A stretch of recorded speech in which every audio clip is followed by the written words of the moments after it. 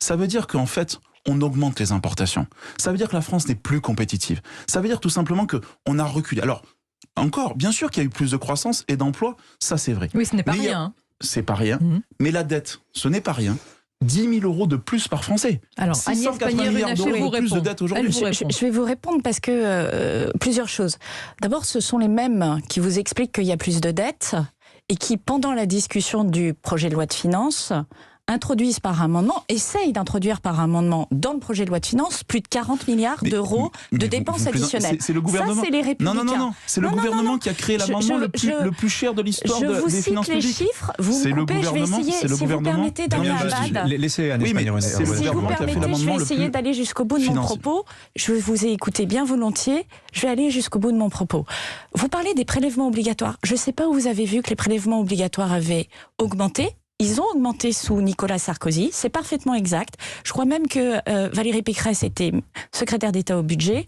Ils ont baissé de 50 milliards d'euros sous Emmanuel Macron. Là aussi, les Républicains en ont parlé, Macron l'a fait. Non, le taux de prélèvement obligatoire est le plus important de l'Union européenne, vous le savez très bien, c'est le plus important. S'il vous plaît, c'est le principe d'un débat, Agnès Pannier-Runacher. C'est un débat, mais je me suis permis de laisser parler Damien Abad jusqu'au bout, parce que ça permet de répondre point à point.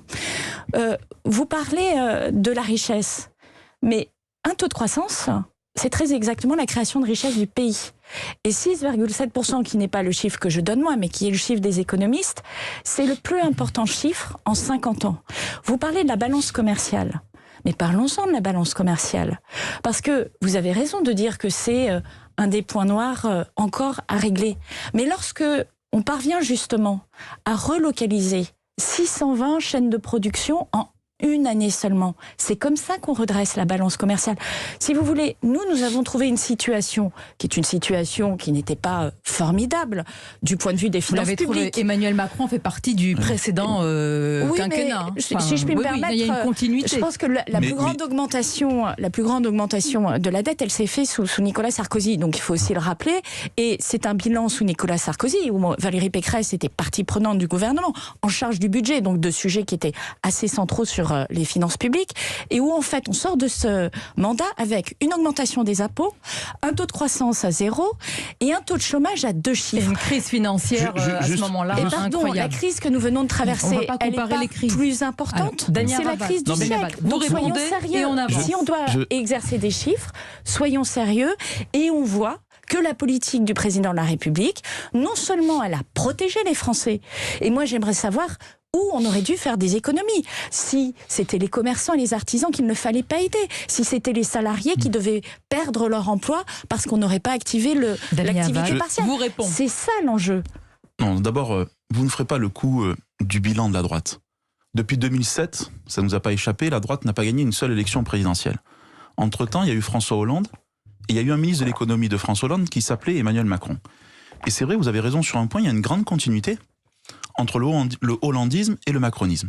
Les deux ont augmenté la dépense publique. Les deux ont creusé les déficits et la dette de la France.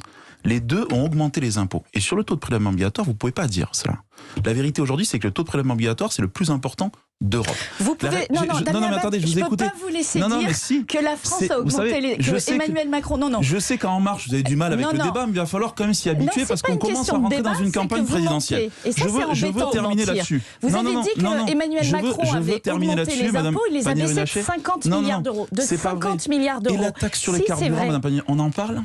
Et la prolongation de la CRDS. Mais la taxe sur les carburants, nous le rendons sous forme de chèque énergie. La contribution de remboursement de l'aide sociale. Non, donc c'est faux. C'est faux ce que vous dites. Non, c'est pas faux. Damien, la taxe d'habitation a diminué. Non, mais soyons sérieux. Non, mais on est sérieux justement. Mais non, on n'est pas dans un Conseil national d'En Marche. Ici, il y a le débat d'idées. Et donc, soyons très clairs. La réalité aujourd'hui, et d'ailleurs, on parle du bilan économique, mais on pourrait parler du bilan en matière de sécurité, d'autorité de l'État et surtout ces sujets-là.